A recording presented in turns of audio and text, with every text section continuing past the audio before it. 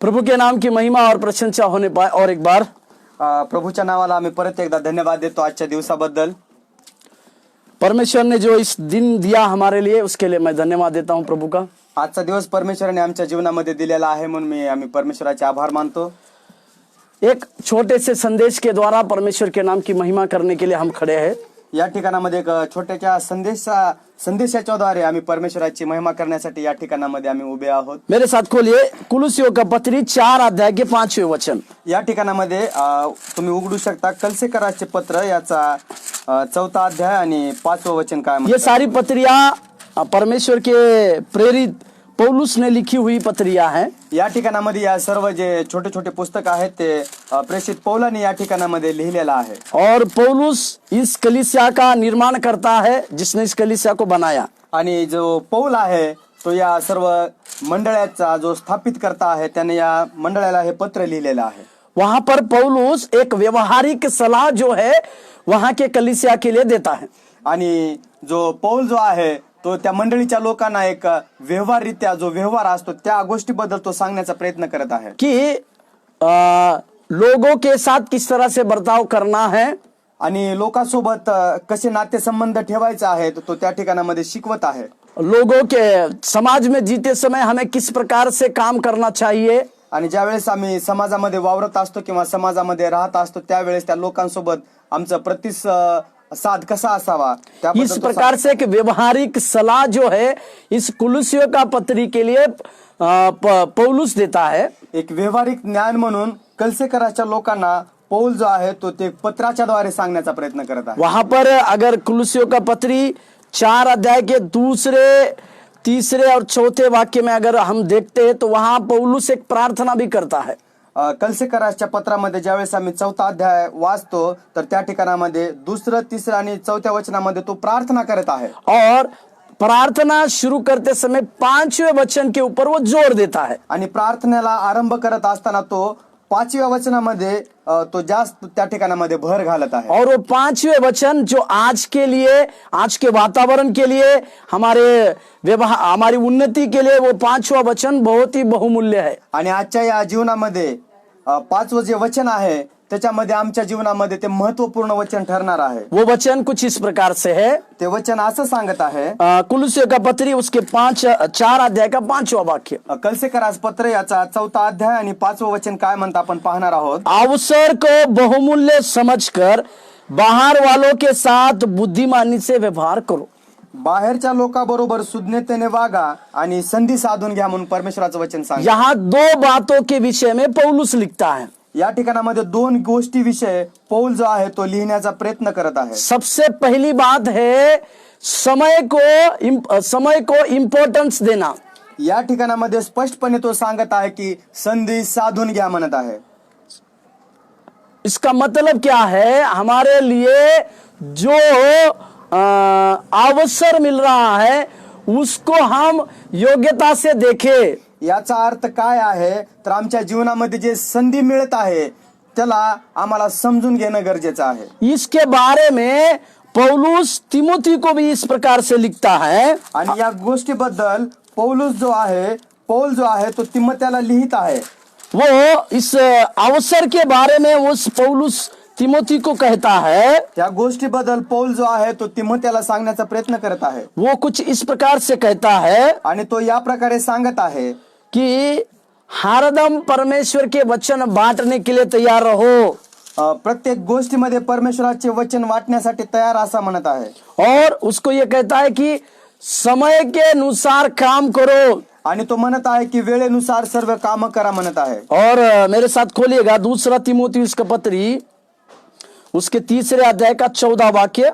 या ठिकाणामध्ये 2 तिमोथेच्या पत्रामध्ये 3 अध्याय आणि 14वं वाक्य काय म्हणत आहे। ये अपना तिमोथियुस को पौलुस लिखता है आणि तिमोथेला पौल जो आहे तो लिहिण्याचा प्रयत्न करीत आहे। पर तू उन बातों पर जो तूने सीखी है और विश्वास किया है यह जानकर दृढ़ बना रह कि तूने उन्हें किन लोगों से सीखा है। या ठिकाणामध्ये दुसरे तिमोथेला पत्र 3 अध्याय आणि 14 वचन असं म्हणत आहे, तू ज्या गोष्टी शिकलास व ज्या विषयी तुझी खात्री झाली त्या धरून राहा म्हणून पौल सांगत आहे. इसका मतलब जो जो बातों को तिमोथियुस ने सीखा है उन सारी बातों के ऊपर उसको अच्छे से ध्यान रखने के लिए पौलुस कहते हैं, ज्या ज्या गोष्टी तिमोथेने शिकलेला आहे त्या गोष्टीवर ध्यान देण्यासाठी किंवा ठेवण्यासाठी पौल तिमोथीला सांगत आहे. अभी कुलुसियों का पत्री उसके 4 अध्याय के 5वें वाक्य में हम आते हैं. आपण पाहूया कलसेकराचे पत्र याचा 4 अध्याय आणि 5वं वचन काय म्हणत आपण पाहणार आहोत. हमें बाहर वालों के साथ व्यवहार अच्छा करना है. आम्हाला जे बाहेरचे लोक आहेत त्यांच्यासोबत व्यवहार चांगल्या प्रकारे करायचा आहे. इस प्रकार की बातें क्यों पौलुस कहता है? आणि ह्या प्रकारच्या गोष्टी पौल का म्हणत आहे? क्योंकि पौलुस की ये इच्छा है कि हमें अगर मसीह के लिए कई एक लोगों को जीतना है तो हमें उस मिले हुए अवसर को बहुमूल्य समझना है. पौलची इच्छा ही आहे की ख्रिस्तामध्ये ज्या लोकांना आम्ही पाचारण झालेला आहे किंवा ज्या लोकांपर्यंत आम्हाला जायचं आहे त्या लोकांनी ख्रिस्तामध्ये त्या वेळेचं महत्व ठेवणं गरजेचं आहे. इसी बात को उसके 3रे वचन में पौलुस कहते हैं. आणि ह्याच वाक्याला 3ऱ्या वचनामध्ये स्पष्टपणे तो सांगत आहे. और 4था वचन जब पौलुस लिखता है आणि ज्या वेळेस 4थं वचन त्या ठिकाणामध्ये पौल लिहिण्याचा प्रयत्न करीत तो आहे उस समय एक बात की ओर संकेत करता है. आणि एका गोष्टीकडे तो लक्ष केंद्रित करीत आहे. वो इस प्रकार से कहता है, आणि तो असं सांगत आहे, और उसे ऐसा प्रकट करूं जैसा मुझे करना उचित है. आणि तो म्हणत आहे की त्या गोष्टीला मी कुण्या प्रकारे ते उघड करू शकतो किंवा प्रगट करू शकतो. और इसी पौलुस की आगे की बातों को वो चलाता है. आणि पौलाच्या त्या गोष्टीला तो पुढे सरसावण्याचा प्रयत्न करीत आहे. क्यों हमें बाहर वालों के साथ अच्छा व्यवहार करने की आवश्यकता है? का आम्हाला बाहेरच्या व्यक्तीसोबत आम्हाला चांगला व्यवहार किंवा त्यांच्यासोबत प्रतिसाद चांगला ठेवायचा आहे? क्योंकि हम जैसे मसीह में चलते हैं कारण त्याचं हे आहे की जसं आम्ही ख्रिस्तासोबत चालतो या हम जैसे वचनों को प्रचार करते हैं, जसं वचनाची सेवकाई आम्ही करीत असतो, तो हमारा जीवन कुछ उसी प्रकार से है. इसे देखने वाला एक झुंड है. आणि आमचं जीवन त्याच प्रकारे आहे असं पाहणारा एक वर्ग आम्हाला भेटतो किंवा ते आम्हाला पाहण्यासाठी ते तयार असतात. हम वचन के अनुसार चलने वाले हैं या नहीं, इसको देखने वाला एक झुंड हमारे ऊपर रहता है. आम्ही त्या सांगितलेल्या वचनाप्रमाणे चालतो का नाही असं पाहणारा एक वर्ग आम्हाला मिळतो किंवा भेटतो. यीशु मसीह हमारे लिए उसके लिए एक उदाहरण है. आणि सर्वात महत्वाचं म्हणजे प्रभू येशू ख्रिस्त आमच्यासाठी ते उदाहरण आहे. एक घटना को मैं आपको अच्छी तरह से याद दिलाता हूं. एका गोष्टीबद्दल मी तुम्हाला चांगल्या प्रकारे सांगण्याचा प्रयत्न करतो. यीशु मसीह के पास एक व्यभिचारी स्त्री को लाया गया.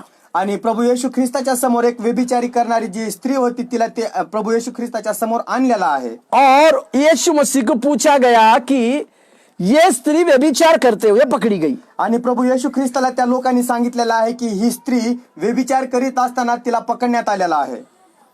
तो यीशु मसीह ने उनसे पूछा, वो लोग माफ कीजिएगा, वो लोग यीशु मसीह को मूसा के नियम का कानून बता रहे हैं. आणि ते जे लोक होते ज्यांनी व्यभिचार करत असताना त्या स्त्रीला पकडलं आणि ते येशू ख्रिस्ताला म्हणू लागले की मोशानी या प्रकारे शास्त्रामध्ये लिहिलेला आहे. यीशु मसीह को ही मूसा का नियम शास्त्र बताने वाले लोग वहां पर थे. आणि प्रभू येशू ख्रिस्तालाच मोशाचा जो नियमशास्त्र त्या ठिकाणामध्ये लिहिलेला होता ते लोक येशू ख्रिस्ताला सांगत होते आणि ते होते तिथं.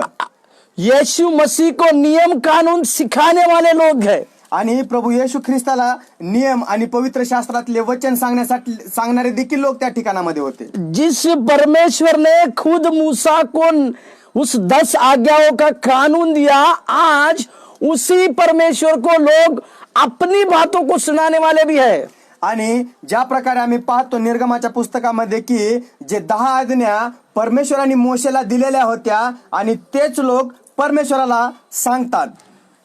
अभी वो कहते हैं कि मूसा के नियम शास्त्र के अनुसार, आणि मग ते लोक म्हणू लागले की मोशेच्या नियमशास्त्रानुसार यदि कोई व्यभिचारी स्त्री उस व्यभिचार करते हुए उस जगह पे पकड़ी गई तो उससे पथरवार करना है. आणि मग ते लोक सांगू लागलेले आहेत की मोशेच्या नियमशास्त्रानुसार ते म्हणू लागलेले की जर कोणती स्त्री व्यभिचार करीत असताना जर पकडली गेली तर तिला दगडमार करावा.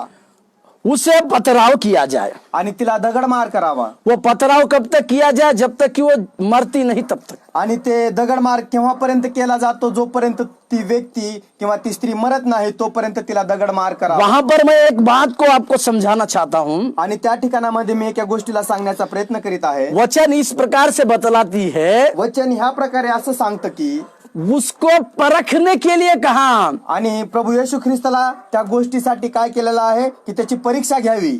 उसको परखने के लिए इन बातों को कह रहे हैं। त्याची परीक्षा घ्यावी म्हणून या लोकांनी त्या ठिकाणामध्ये ते शब्द बोललेले आहेत। या मैं इस प्रकार से कहूँ, यीशु मसीह को अपनी बातों में उलझाने की कोशिश कर रहे हैं। प्रभू येशू ख्रिस्ताला त्या ठिकाणामध्ये शब्दामध्ये पकडावं असं ह्या हिसाबाने ते लोक बोलत होते।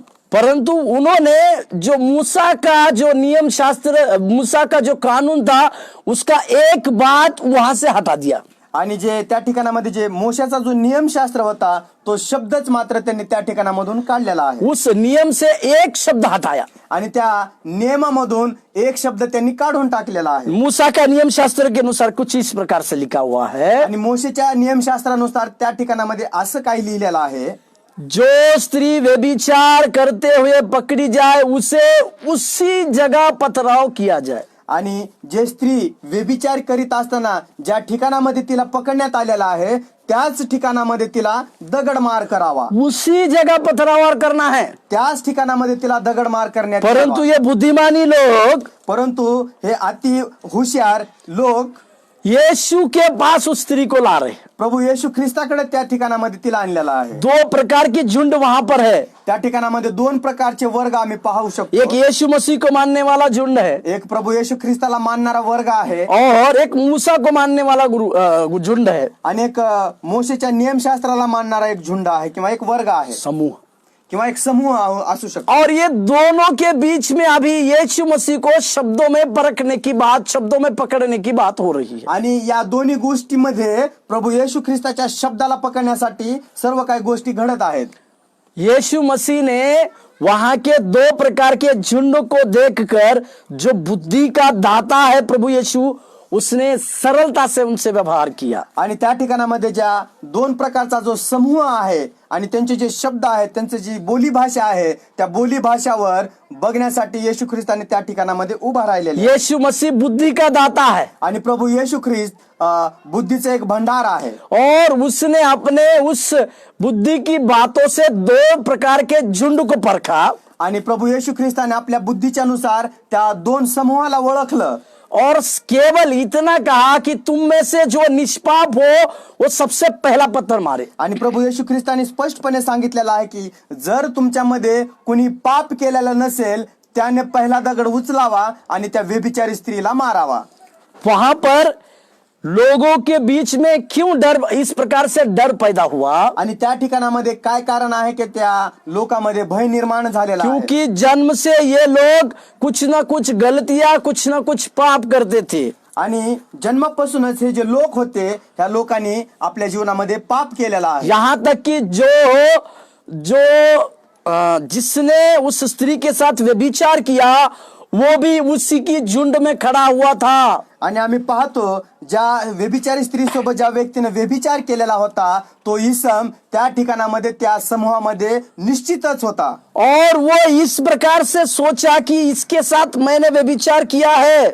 आणि त्या व्यक्तीने असं विचार केलेला आहे की मी या स्त्री बरोबर व्यभिचार केलेलाच आहे। इसी के लिए सबसे पहला पापी तो मैं हूं। आणि मग त्याने विचार केलेला आहे की सर्वात मोठा पापी तर मीच आहे। और सबसे पहले मैं ऐसा सोच रहा हूं कि वो वहां से चला गया होगा। आणि आम्ही असं विचार करतो की सगळ्यात पहिलं ज्यानं व्यभिचार केलेला होतं तो त्या ठिकाणामधून सर्वात अगोदर तो निघून गेलेला आहे। जैसे ही वो चला गया बाकी सारी झुंड उसके पीछे चली गई। आणि जसंही तो त्या ठिकाणामधून तो निघून गेलेला आहे त्याच प्रकारे त्या ठिकाणामधून तो समूह त्याच्या पाठीमागे निघून गेलेला आहे। और केवल यीशु मसीह और वो व्यभिचारी स्त्री वहां पर रही है। फक्त त्या ठिकाणामध्ये प्रभू येशू ख्रिस्त आणि जे व्यभिचारी स्त्री तिला संबोधित करण्यात आलेला आहे ते दोघच त्या ठिकाणामध्ये थांबलेले आहेत। और यीशु मसीह ने उस स्त्री को इस प्रकार से कहा, आणि प्रभू येशू ख्रिस्ताने त्या स्त्रीला असं म्हणण्यात आलेलं आहे, जा तुझे मैं भी दंड आज्ञा नहीं देता हूं। आणि प्रभू येशू ख्रिस्ताने तिला सांगितलेलं आहे की जा मीही तुला दंड आज्ञा देऊ शकणार नाही। या फिर प्रभु यीशु मसीह ने उसको कहा, जा अपने पाप से बचा रहे। आणि मग कदाचित प्रभू येशू ख्रिस्ताने असे सांगितलेलं असेल की जा, तुला तुझ्या पापापासून मुक्ती मिळालेली आहे फिर से पाप ना करो। आणि परत पाप करू नकोस। प्रभु के नाम की महिमा और प्रशंसा होने प्रभू येशू ख्रिस्ताच्या नावाला आम्ही धन्यवाद देतो।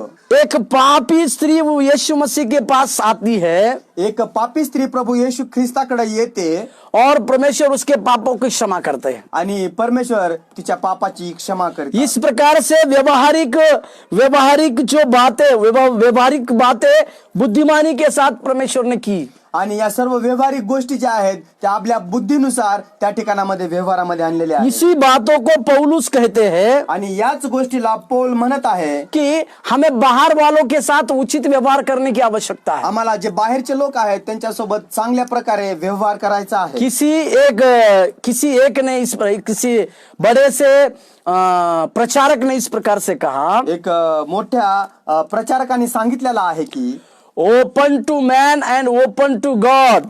त्यांनी असं सांगितलेलं आहे की open to man and open to God. इसका मतलब क्या है? याचा अर्थ काय आहे? मैं परमेश्वर के सामने नंगा हूं, मी परमेश्वराच्या समोर नग्न आहे, उसी तरह से मनुष्यों के सामने भी मैं नंगा बनूंगा। आणि त्याच प्रकारे मी मनुष्याच्या समोर किंवा त्यांच्या सोबत मी नग्न होऊ शकतो। इसका मतलब क्या है? याचा अर्थ काय आहे कि कई एक लोग परमेश्वर के सामने नंगा बन जाते हैं आणि कित्येकशे लोक असे आहेत की प्रभूच्या समोर ते स्वतः नग्न करून घेतात और अपने सारे जीवन की गलतियां, अपने सारे जीवन का समर्पण, सारी कुछ बातें प्रभु के सम्मुख में रखते हैं। आपल्या जीवनातील सर्व वाईट गोष्टी किंवा पाप किंवा सर्व जे काही गोष्टी आहेत ते परमेश्वराच्या समोर उघड करतात, परंतु मनुष्यों के सामने वो छुपाते हैं। आणि मनुष्याच्या समोर ते झाकून ठेवितात। परंतु यहाँ पौलुस इस प्रकार से कहते हैं, पौल जो आहे तो असं सांगत आहे कि बाहर वालों के साथ बुद्धिमानी से व्यवहार करो, जे बाहेरचे आहेत त्यांच्या सोबत चांगल्या प्रकारे बुद्धीने व्यवहार करा म्हणत आहे। क्योंकि बाहर वाले लोग हमें इस तरह से परखते हैं आणि जे बाहेरचे लोक आहेत ते आम्हाला या प्रकारे आमची परीक्षा घेतात कि हम जिस प्रकार से बोलते हैं क्या हमारा जीवन उसी प्रकार से चल रहा है। आम्ही ज्या प्रकारे बोलतो त्याच प्रकारे जर आम्ही आमचं जीवन जगत आहोत का, इस बातों को वे परखते हैं। या गोष्टीला ते सदोदित पारखत असतात। इसी के लिए हमें अगर परमेश्वर के लिए लोगों को जीतना है, म्हणून आम्हाला परमेश्वरामध्ये त्या लोकांना जिंकायचं आहे, तो हमें हमारी गवाही को कायम रखने की आवश्यकता। म्हणून आमच्या जीवनामध्ये आमच्या साक्षीला कायम ठेवायचं आहे। और बाहर के लोग जब हमसे सुनते हैं हमें देखते भी है, ज्यावेळेस बाहेरचे लोक आमचं ऐकतात आम्हाला ते पाहतात देखील कि जिस प्रकार से हम बोलते हैं क्या हमारा चाल चलन उसी प्रकार से है। ज्या प्रकारे आम्ही बोलतो त्याच प्रकारे आमची वागणूक आहे का।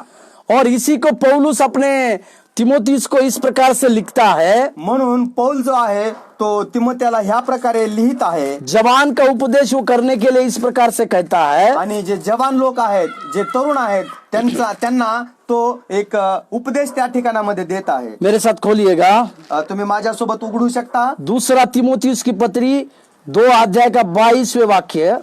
दुसरे तिमोथेला पत्र त्याचा 2रा अध्याय आणि 22 वचन। जवानी की अभिलाषाओं से भाग और जो शुद्ध मन से प्रभु का नाम लेते हैं उनके साथ धर्म और विश्वास और प्रेम और मेल मिलाप का पीछा कर। या ठिकाणामध्ये परमेश्वराचं वचन असं सांगतं की तरुणपणाच्या वासनापासून दूर पळ आणि शुद्ध मनाने प्रभूचा धावा करणाऱ्या बरोबर नीतिमत्व, विश्वास, प्रीती, शांती यांच्या पाठीस लाग म्हणून सांगत आहे। परमेश्वर का जन प्रेरित पौलुस इस प्रकार से कहते हैं, जे परमेश्वराचा दास प्रेषित पौल ह्या प्रकारे तो सांगत आहे, जो शुद्ध मन से परमेश्वर का काम करते हैं, जे खरे अंतःकरणाने परमेश्वराचा धावा किंवा परमेश्वराचं काम करीतात, उनके साथ हमें किस प्रकार से रहना है, त्यांच्या सोबत आम्हाला कुण्या प्रकारे आमचं जीवन जगायचं आहे, इस प्रकार से वो कहता है। तो ह्या प्रकारे सांगण्याचा प्रयत्न करतो। और उस वचन में और एक भाग है, आणि त्या वचनामध्ये आणखीन एक भाग आहे कि हम हमारे पास दिए गए अवसरों को हम मसीह का सुसमाचार के लिए करते हैं या नहीं। म्हणून आमच्या जीवनामध्ये जे वेळ किंवा जो समय परमेश्वराने आमच्या जीवनामध्ये दिलेला आहे त्या समयाचा उपयोग किंवा त्या वेळेचा उपयोग आम्ही ख्रिस्तासाठी करत आहोत का, या फिर मैं इस प्रकार से कहूं, नाहीतर मग आम्ही या प्रकारे सांगू शकतो, जो अवसर हमें मसीह के लिए लोगों को सुसमाचार सुनाने के लिए दिया गया है यदि हम नहीं करते हैं तो उन लोगों की नरक जाने की जिम्मेदारी हमारी पड़ती है। ज्या प्रकारे परमेश्वराने आम्हाला तो वेळ तो समय दिलेला आहे, जर आम्ही त्याच प्रकारे जर करत नाही तर त्या लोकांचा जे ते नरकामध्ये जाणार आहेत त्यांचे वाटेकरी आम्ही स्वतः आहोत. यजिकेल की पत्री में कुछ इसी प्रकार से लिखा हुआ है। यजिकेलाच्या पुस्तकामध्ये स्पष्टपणे ह्या प्रकारे लिहिलेला आहे. मेरे साथ खोलिए यजिकेल का पत्री 3रा अध्याय। माझ्यासोबत तुम्ही उघडू शकता यजिकेलाचं पुस्तक याचा. यहाँ पर यजिकेल को परमेश्वर एक प्रकार से बात करता है या ठिकाणामध्ये परमेश्वर यजिकेलाला ह्या प्रकारे बोलत आहे कि परमेश्वर यजिकेल के जीवन के लिए एक बात को दिखाता है आणि प्रभू परमेश्वर यजिकेलाच्या जीवनाबद्दल एक गोष्ट त्या ठिकाणामध्ये सांगण्याचा प्रयत्न यजिकेल करत को आहे. परमेश्वर के वचन के अनुसार प्रभु इस प्रकार से कहता है, यजिकेलाला परमेश्वराच्या वचनाच्या द्वारे तो सांगण्याचा प्रयत्न करत आहे, यदि तू दुष्ट को ना चिताए, जर तू दुष्टाला जर नाही सांगितलंस वो दुष्ट अपने पाप में मरेगा, तर तो आपल्या स्वतःच्या पापामध्ये मरेल. परंतु मेरे साथ खोलिए यजिकेल 3रा अध्याय और 19वें वाक्य। माझ्यासोबत तुम्ही उघडू शकता यजिकेलाचं पुस्तक याचा 3रा अध्याय आणि 19 वचन काय म्हणतं. पर यदि तू दुष्ट को चिताए और चिताए और अपनी दुष्टता और दुष्ट मार्ग से फिरे तो वह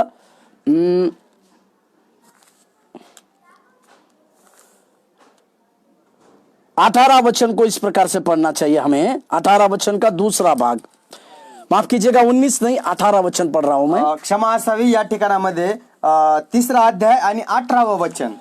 जब मैं दुष्ट से कहूं तू निश्चय मरेगा और तू यदि उसको न चिताए और न दुष्ट से ऐसी बातें कहे जिससे कि वह सचेत हो और अपना दुष्ट मार्ग छोड़कर जीवित रहे, तो वह दुष्ट अपने अधर्म में फंसा हुआ मरेगा, परंतु उसके खून का लेखा मैं तुझी से लूंगा. या ठिकाणामध्ये परमेश्वराचं वचन असं सांगते यजिकेलाचं पुस्तक याचा 3रा अध्याय आणि 18वं वचन असं म्हणतं, तू खात्रीने मरशील असे मी पातक्यास म्हणालो असता तू जर त्यास बजाविले नाही व पातक्याने आपला कुमार्ग सोडून जगावे म्हणून तू त्यास बजावून सांगितले नाही तर तो पातकी आपल्या दुष्टाईमुळे मरेल, पण त्याच्या रक्ताचा झाडा मी तुझ्या हातून घेईन. इसका सरलता से अर्थ क्या है? याचा स्पष्टपणे याचा अर्थ काय होऊ शकतो कि जिस सुसमाचार की सेवा के लिए परमेश्वर ने हमें ठहराया है, ज्या सुसमाचारासाठी किंवा शुभवार्तासाठी परमेश्वराने आम्हाला जे नेमस्त केलेला आहे, उस समय में अगर हम किसी को सुसमाचार नहीं सुनाते हैं, त्या वेळेमध्ये जर आम्ही कुणाला प्रभू येशू ख्रिस्ताचा सुसमाचार सांगणार नाही तो उन लोगों के नरक जाने के जिम्मेदार हम होंगे. तर त्या लोकांचा नरक जाण्याचा जो वाटा आहे त्याचे जिम्मेदार आम्ही आहोत. मेरे साथ खोलिएगा एक प्रेरितों के काम का वचन, माझ्यासोबत तुम्ही उडू शकता प्रेषितांची कृत्य 20वां अध्याय 20वा अध्याय 25 वचन से 27वें वचन तक. 25 वचनापासून 27 वचनापर्यंत आम्ही पाहणार आहोत. प्रेरितों के काम 20वें अध्याय 25 वचन से 27वें वचन तक एक बात को प्रेरित पौलुस कहते हैं. प्रेषितांचे कृत्य याचा 20वा अध्याय 25 पासून 27 पर्यंत प्रेषित पौल असं म्हणत आहे, अब देखो मैं जानता हूं कि तुम सब जिनमें मैं परमेश्वर के राज्य का प्रचार करता फिरा मेरा मुंह फिर न देखोगे, इसलिए मैं आज के दिन तुमसे गवाही देकर कहता हूं कि मैं सबके लहू से निर्दोष हूं, क्योंकि मैं परमेश्वर के सारे अभिप्राय को तुम्हें पूरी रीति से बताने से न झिड़का. या ठिकाणामध्ये प्रेषितांचे कृत्य याचा 20वा अध्याय 25 पासून 27 वचनापर्यंत काय म्हणत आहे ते या ठिकाणामध्ये मी वाचत आहे. आता पहा, ज्याच्यामध्ये मी ह्या राज्याची घोषणा करीत फिरतो त्या तुम्हा कोणाच्याही माझे तोंड पुन्हा दृष्टीस पडणार नाही हे मला ठाऊक आहे. म्हणून आजच्या दिवशी तुम्हा साक्ष देतो की मी सर्वांच्या रक्ताविषयी निर्दोषी आहे, कारण देवाचा संपूर्ण मनोरथ तुम्हाला सांगण्यास मी माघार घेतलेली नाही. मैं आपके लहू से निर्दोष हूं कह के प्रेरित पौलुस कहते हैं. तो त्या ठिकाणामध्ये सांगत आहे तुमच्या रक्ताबद्दल मी स्वतः निर्दोष आहे असं तो म्हणत आहे. क्योंकि वो ये कहता है कि मैंने परमेश्वर की जो जो बातें थी उन सारी बातों को आप तक पहुंचाया. आणि तो सांगण्याचा प्रयत्न करत आहे ज्या ज्या परमेश्वराकडील गोष्टी आहेत त्या सर्व गोष्टी मी तुम्हाला सांगितलेल्या आहेत. जब यीशु मसीह को हम परिधान करते हैं, ज्यावेळेस आम्ही प्रभू येशू ख्रिस्ताला परिधान करतो, इसका मतलब क्या? यीशु मसीह को अपने जीवन में जगह देते हैं. त्याचं कारण हे आहे की प्रभू येशू ख्रिस्ताला आमच्या जीवनामध्ये जागा करतो. उस समय प्रभु यीशु की नम्रता और दीनता का स्वभाव हमारे अंदर आने की आवश्यकता। आणि मग आमच्या जीवनामध्ये प्रभु येशू ख्रिस्ताचा जो स्वभाव होता, दीन नम्र, तो स्वभाव आमच्या जीवनामध्ये येत असतो. हर एक व्यक्ति से हमें नम्रता से और दीनता से बातचीत करने की आवश्यकता है। हर एक बाहेरच्या व्यक्तीसोबत आम्हाला दीनतेने आणि नम्रतेने त्यांच्यासोबत आम्हाला बोलायचं इसी आहे, बात को स्मरायचं आहे. परमेश्वर ने अपने पहाड़ी उपदेश में जोर देकर कहा, आणि मग ह्याच कारणास्तव प्रभु येशू ख्रिस्तानी जे डोंगरावरचे जे प्रवचन प्रभु येशू ख्रिस्तानी सांगितलेलं आहे आणि त्या गोष्टीमध्ये एका वचनावरती जास्त भर दिलेली आहे. तीसरा मत्ती रचित सुसमाचार की किताब 5वें अध्याय का 3रा वचन, आणि मत्तईचं पुस्तक याचा 5वा अध्याय आणि 3रं वचन काय म्हणतं आपण पाहूया. धन्य है वे जो मन के दीन है, क्योंकि स्वर्ग का राज्य उन्हीं का है. ते असं म्हणतं परमेश्वराचं वचन, जे आत्म्याचे दिन ते धन्य, कारण स्वर्गाचे राज्य त्यांचे आहे. उसी का 5वां पद पढ़िए. आणि त्याच मध्ये 5वं वचन काय म्हणतं, धन्य है वे जो नम्र है, क्योंकि वे पृथ्वी के अधिकारी होंगे. जे सौम्य ते धन्य, कारण त्यास पृथ्वीचे वतन मिळेल.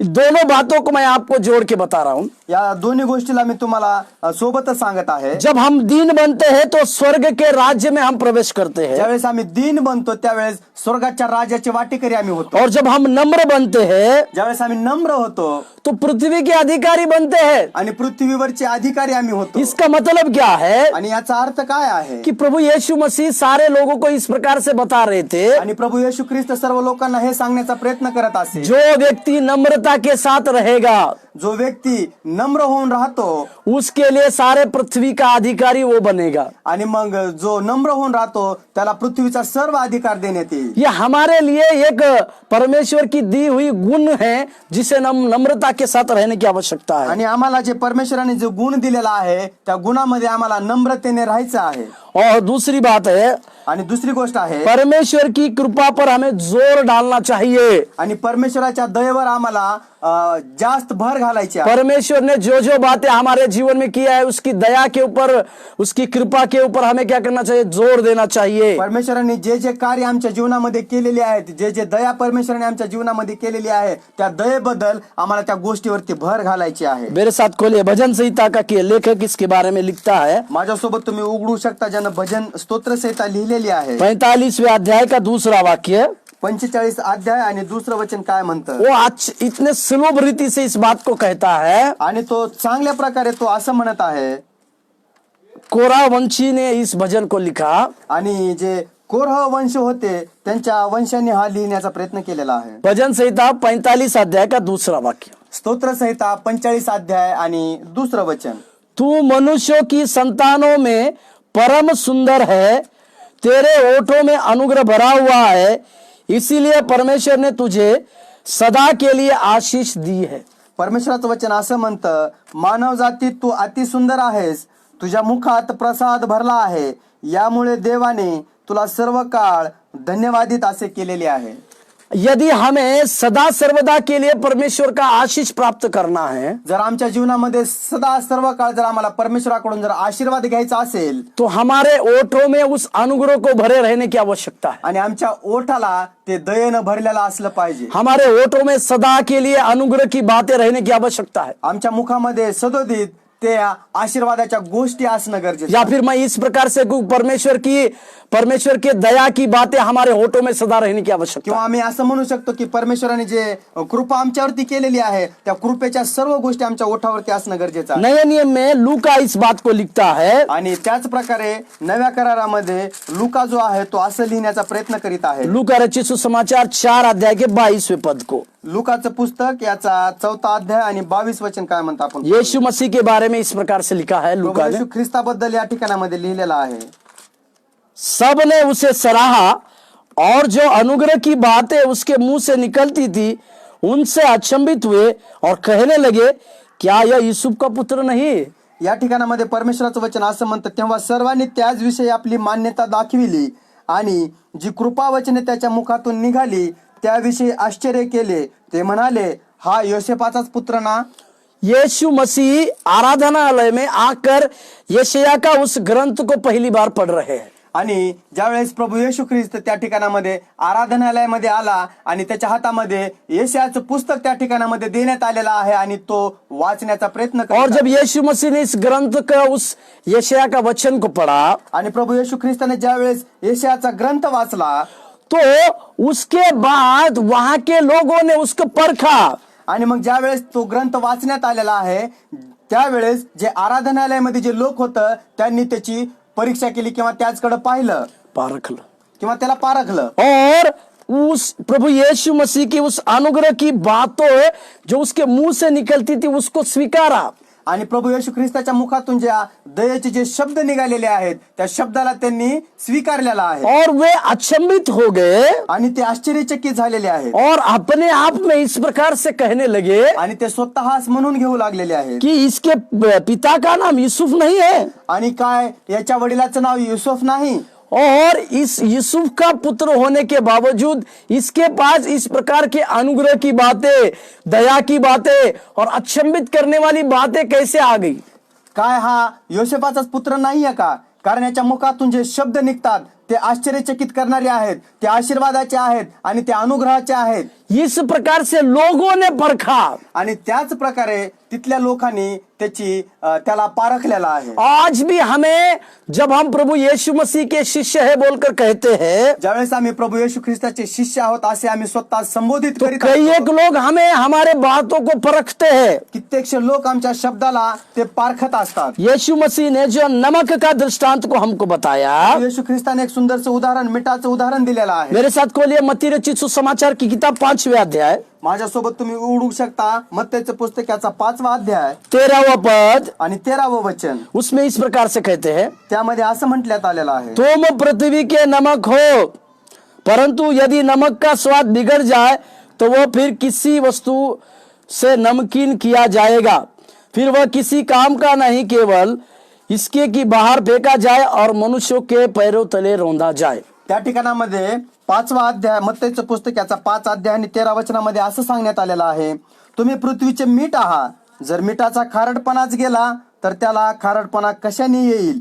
ते बाहेर टाकण्यात येऊन माणसाच्या पायाखाली तुडविले जावे, याशिवाय कोणत्याही उपयोगाचे नाही. यहाँ पर नमक के 2 अर्थ हो सकते हैं. या ठिकाणामध्ये मिठाचे 2 अर्थ हो सकते हैं. 2 अर्थ होऊ शकतात. पहला है नमक से स्वाद आता है. आणि पहिली गोष्ट आहे म्हणजे मिठाने चव येते. हमारी बातचीत से लोगों को सुनने से दिलचस्पी बढ़ना चाहिए. आणि ज्यावेळेस आम्ही शब्द बोलतो तर लोकांना त्या गोष्टीचं आश्चर्यचकित वाटलं पाहिजे किंवा त्या गोष्टीबद्दल ते दिलचस्प किंवा चांगलं वाटलं पाहिजे, रुचि वाटली पाहिजे किंवा त्या शब्दाच्या द्वारे रुचि वाटली पाहिजे. हम जब कभी भी परमेश्वर की बातों को बोलते हैं तो लोगों के अंदर एक दिलचस्प लगना चाहिए उनको. ज्यावेळेस आम्ही परमेश्वराचं वचन बोलतो किंवा आम्ही सहज असं बोलत असतो त्यावेळेस त्यांच्या मनामध्ये अशी रुची वाटली पाहिजे की हे खरोखर शब्द चांगले आहेत. और दूसरी बात है, आणि दुसरी गोष्ट ही आहे, ये नमक का उदाहरण को मैं बता रहा हूँ. दूसरा चीज, आणि आम्ही मिठावरून उदाहरण सांगत आहोत. आता दुसरी गोष्ट आहे, नमक सड़ाहट को रोक सकता है. आणि मीठ जे आहे ते ज्या सडणाऱ्या गोष्टी आहेत त्या गोष्टीला थांबवतं. क्योंकि जैसे पहले मैंने कहा स्वाद लाता है, आणि जसं की मी पहिले सांगितलेलं आहे ते स्वाद आणू शकतं. दूसरी चीज मैं बता रहा हूँ, आणि दुसरी गोष्ट मी सांगू शकतो, नमक खाने की सड़ाहट को बचाता है. आणि मीठ जे आहे ते जे सडणाऱ्या गोष्टी आहेत किंवा वाईट होणाऱ्या ज्या गोष्टी आहेत त्याला ते थांबवतं. इसी के लिए हमें इस बात को समझने की आवश्यकता है. म्हणून आम्हाला या सर्व गोष्टीची जाणीव करून घेणं गरजेचं आहे. लोगों को खराब भाषा का उपयोग हमें नहीं करना चाहिए. लोकांना आमच्या मुखातून वाईट शब्द निघाले नाही पाहिजे. हमारे मुंह के द्वारा लोगों के अंदर एक दिलचस्पी बातें उनको लगनी चाहिए. त्यावेळेस आम्ही मुख उघडतो किंवा परमेश्वराचं वचन सांगतो त्यावेळेस समोरच्या लोकांच्या मनामध्ये एक रुची वाढली पाहिजे. और उन लोगों की जैसे नमक सड़ाहट को रोकता है, आणि त्या मनुष्याच्या जीवनामध्ये जसं मीठ त्या वाईट गोष्टीला जसं थांबवतं, उसी तरह से हमें हमारे शब्दों के द्वारा लोगों को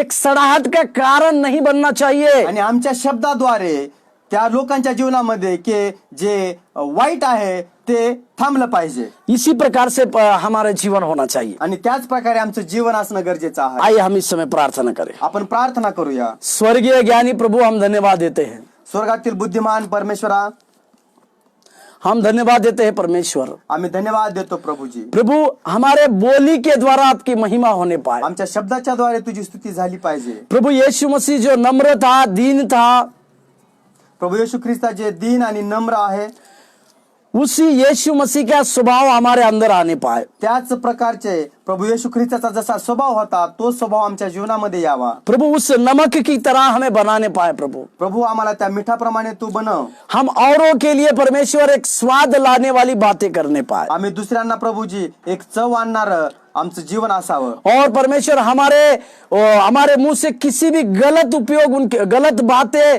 या शब्द प्रयोग उनके जीवन में ना होने पाए। म्हणून आमच्या जीवनामध्ये प्रभुजी असा कोणताही वाईट शब्द निघू नये प्रभुजी, जिसके द्वारा वे लोग हमको परखे आणि त्या गोष्टीमुळे ते लोक आम्हाला ओळखतील और प्रभु यीशु मसीह के नाम की निंदा होने पाए। आणि प्रभू येशू ख्रिस्ताच्या नावाची निंदा होईल। हमें नमक की तरह दुनिया में बनाने के लिए हम प्रार्थना करते हैं राजा। आम्हाला स्वतःला त्या मिठाप्रमाणे घडवावं म्हणून आम्ही प्रार्थना करतो। हम धन्यवाद देते हैं परमेश्वर, आम्ही धन्यवाद देतो प्रभुजी आज के दिन के लिए प्रभु, आजच्या दिवसाबद्दल परमेश्वर, और आपकी महिमा करते हैं राजा। आणि आम्ही तुझी स्तुती करतो। धन्यवाद देते हैं राजा। आम्ही धन्यवाद देतो राजा। प्रभु यीशु मसीह के नाम से प्रार्थना मांगते हैं। प्रभू येशू ख्रिस्ताच्या नावामध्ये आम्ही प्रार्थना केली म्हणून आमेन। आमेन। प्रभु आपको आशीष दे। प्रभू तुम्हाला सर्वांना आशीर्वाद देत राहा।